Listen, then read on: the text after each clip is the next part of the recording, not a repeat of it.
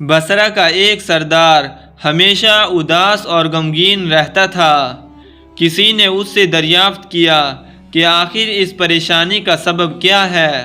اس پر سردار نے جواب دیا کہ بات کہنے کی نہیں، پر کہی جاتی ہے کہ مجھ سے ایک ولی اللہ کی خدمت میں کچھ بے ادبی ہو گئی تھی، اس لیے ڈرتا ہوں کہ قیامت کو اس کے مواخذے میں گرفتار نہ ہو جاؤں۔ تو وہ سردار اپنا واقعہ سنانے لگا کہ میں ایک مرتبہ زیارت بیت اللہ کو چلا اور سب دوست و عزیز و اقارب رخصت کرنے آئے۔ حسب دستور کچھ دور چل کر میں نے سب کو لوٹا دیا، مگر ایک شخص جس کا نام زید تھا، وہ میرے خواص میں سے تھا، واپس نہ ہوا اور اس نے میرا پیچھا نہ چھوڑا۔ مجبور ہو کر میں نے اس کو جھڑک دیا کہ بیت اللہ کا جانا کوئی آسان کام نہیں ہے، جو تو پیدل چلنے کو تیار ہے میرے ساتھ نہ آ اور جس راہ سے تیرا جی چاہے لوٹ جا۔ تو وہ کہنے لگا، اے آقا، کیا خدا اس پر قادر نہیں کہ تم کو زیادہ راہ جلد پہنچا دے اور مجھ کو بے یار و مددگار اور بلا توشہ چھوڑ دے؟ یہ کہہ کر اس نے اپنی راہ لی اور میں اپنے راستے سے چلتا بنا۔ راستے بھر کہیں وہ مجھ کو نظر نہ آیا، واللہ عالم کہاں پوشیدہ ہو گیا۔ جب خدا کے فضل سے حج سے فارغ ہو کر میں مدینہ طیبہ کو چلا تو کیا دیکھتا ہوں کہ زید آ گیا اور سلام کہہ کر میرے پاس کھڑا ہو گیا۔ میں نے حیرت سے پوچھا کہ حج کر آیا؟ تو اس نے کہا، جی ہاں۔ پھر میں نے ظرفتاً کہا، حج کی سند بھی ملی؟ تو وہ کہنے لگا، کیسی سند؟ وہ کس کام آتی ہے؟ میں نے کہا، حج کرنے والے کو بیت اللہ میں غیب سے چٹھی ملتی ہے جس میں لکھا ہوتا ہے فلاں ابن فلاں حج کو آیا تھا اور اس کا حج قبول ہو گیا۔ پھر اسی سند کے ذریعے قبر اور حشر کے عذاب سے نجات ہوتی ہے۔ یہ سن کر زید روتا چلاتا بیت اللہ کو واپس چلا گیا۔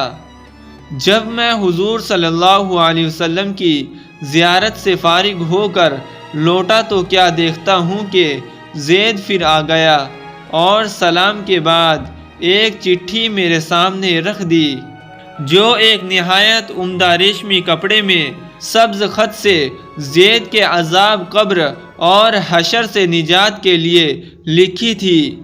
یہ دیکھ کر میرے ہوش اڑ گئے۔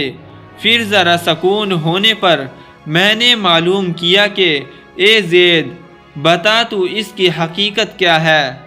آخر یہ دولت بے مثال تجھ کو کس طرح ملی؟ تب اس نے بتایا کہ سنو بھائی، جب میں بیت اللہ پہنچا تو کعبۃ اللہ حاجیوں سے بالکل خالی تھا۔ اس وقت میں نے گڑ گڑا کر زار و قطار رونا اور چلانا شروع کیا کہ اے مالک دو جہاں، کیا غریب گناہ گاروں کا حج بھی قابل قبول نہیں جو مجھ کو حج کی سند نہیں ملی؟ کیا غریبوں کا کعبہ اور صاحب کعبہ اور ہے جو وہاں جا کر سند لاؤں؟ مجھ کو قسم ہے تیرے عزت و جلال کی، جب تک چٹھی نہ پاؤں گا کعبہ سے باہر نہ جاؤں گا اور روتے روتے یہیں مر جاؤں گا۔ اچانک غیب سے آواز آئی کہ اے زید، نجات کی چٹھی لے اور جا اپنی راہ لے۔ پھر یہ چٹھی میرے ہاتھ میں آ گئی، جس کو لے کر میں چلا آیا۔ یہ سن کر میری حیرت کی انتہا نہ رہی کہ اس شخص کا یہ عالی مرتبہ ہے جس سے میں آج تک واقف نہ تھا۔ پھر عزت و اکرام کے ساتھ میں اس کو اپنے ہمراہ بصرہ لے آیا اور وہ چٹھی نہایت احترام و تعظیم کے ساتھ میں نے صندوق میں بند کر دی۔ جب کبھی جی چاہتا تو کمال ادب و احترام سے نکال کر اس کی زیارت کر لیتا۔ اتفاقاً میں کہیں سفر میں تھا کہ میرے پیچھے زید کا وصال ہو گیا۔ جب میں واپس آیا تو اس خبر سے میرے رنج کی انتہا نہ رہی کہ افسوس میں ایسے ولی کی تجہیز و تکفین میں بھی شریک نہ ہو سکا۔ پھر اچانک مجھ کو وہ چٹھی یاد آئی جو میرے صندوق میں محفوظ تھی۔ اب تو میں اور بھی بے تاب ہو گیا اور اپنے اوپر افسوس کرنے لگا کہ سفر کو جاتے وقت میں نے وہ چٹھی زید کو کیوں نہ دی۔ پھر اپنا مہر شدہ صندوق منگوا کر دیکھا جو اسی طرح مہر بند تھا۔ جب میں نے کھولا تو اس میں چٹھی نہ پائی۔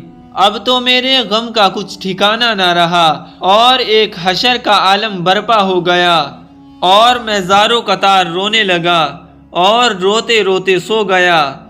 کیا دیکھتا ہوں کہ طرح طرح کی سجی ہوئی جنت میں زید سر پر تاج رکھے ہوئے زرق برق لباس میں تخت جواہر پر جلوہ افروز ہے اور اس کے چاروں طرف حوریں ہی حوریں ہیں۔